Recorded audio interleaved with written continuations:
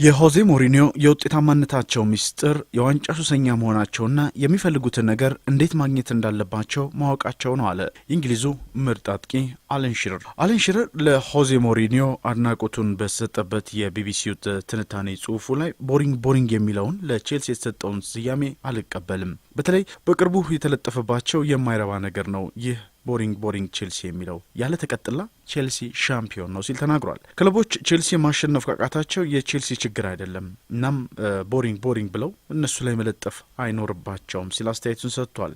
አሁን ለቼልሲ የሚገባው ስም የሚገባው አሸናፊ ቡድን በማለትም ጭምር ተናግሯል። አለን ሺረር ዋነኛው ቁልፍ ነገር ዋንጫ ለማንሳታቸው አለ ሆዜ ሞሪኒዮን ምን ማድረግ እንደሚፈልጉ ከውድድሩ ዓመት በፊት ለይተው ማወቃቸውና ያንን ለማሳካትም ይወጣሉ፣ አሳክተውም ይመለሳሉ ሲል ሆዜ ሞሪኒዮን በአድናቆት ቃል አወድሷቸዋል። አምና ቼልሲዎች ዋንጫ ማጣታቸው እጅግ ተበሳጭተው ነበር አለ ሆዜ ሞሪኒዮን አለን ሺረር። በተለይ ከ2007 በመለሳቸው በኋላ ዋንጫ ማግኘትን እጅግ በጣም ይፈልጉ ነበር። አምና ግን ያለ ምርጥ አጥቂ ነበረ ዋንጫውን ለማንሳት ተቃርበው የነበረው። ሶስት አጥቂዎቻቸውን እንመልከታል አለን ሺረር። ቶሬዝ፣ ኤቶና ባ ነበሯቸው 2013 እስከ 2014።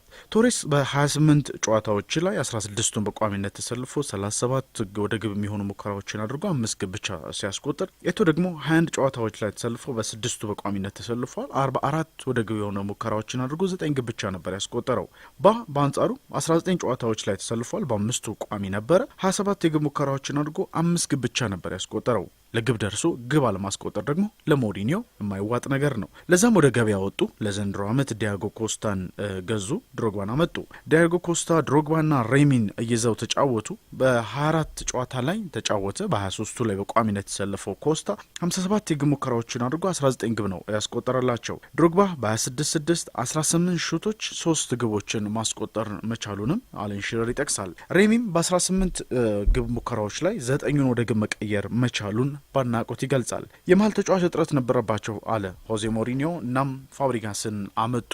በተለይ የኒማንያ ማቲክን የተከላካዮቻቸው ጥበቃ ወይም ፖሊስ አድርገው ነበር ያስቀመጡት ይላል። ለቴሪ፣ ለካይል ኢቫኖቪች እና አዝቤልኬታ ለነዚህ የአራቱ ተጫዋቾች ከሞላ ጎደል በሁሉም ጨዋታዎች ላይ የተሰለፉ የቡድኑ አመራረጣቸው ተከታታይነት ያለው እንቅስቃሴን እንዲያሳይ መርዳቱንም አለን ሺረር በሰፊው ይገልጻል።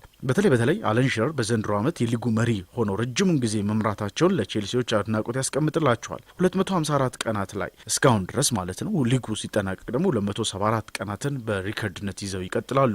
ይህ 1993-94 በማንቸስተር ዩናይትድ በ262 ቀናት ተይዞ የነበረውን ለተከታታይ ቀናት ዋንጫው ላይም ደግሞ ሊጉን እየመሩ የመቆየትን ሪከርድ ደግሞ ቼልሲዎች ዘንድሮ በ265 ቀናት ይሰብሩታል ሲል ነው እንግዲህ አለን ሺረር በአጠቃላይ አድናቆቱን ለሆዜ ሞሪኒዮና ለቼልሲ የገለጸው።